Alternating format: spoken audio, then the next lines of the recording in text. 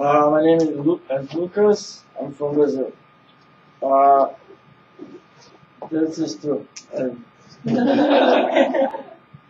Uh, Maybe 6 months ago, I wanted to change my host homestay.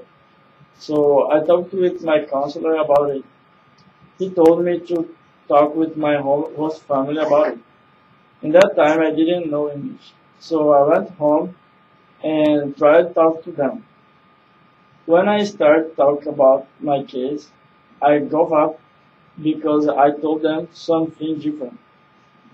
My counselor told me, before you say something, please remember this letter. My fault was I messed up on the letter. So I was really nervous and I made a slip of the tongue when I said to them that I will live with my counselor. So I tried to explain, but I was on the wrong track. I couldn't think straight because they started asking me a lot of questions. It just makes me up. The next day, I came to school and my counselor was waiting for me in front of the door. Because my last homestay called the IC and said bad things. My counselor said to me, you put your foot in your mouth when you told them about me. Then my counselor made another letter and I had to do that over. Okay, excellent, very good. The first, you said goof up. Can you repeat the goof up sentence? The first one.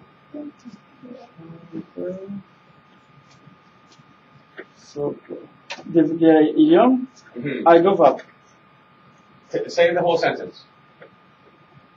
So, I talk about my case, I goof up.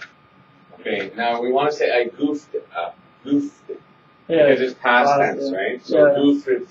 Don't say ed. Goof it, I'm pronouncing the ed, but goofed up. Goofed up. I goof up, I goofed up. Past tense. Goofed Okay, up. perfect.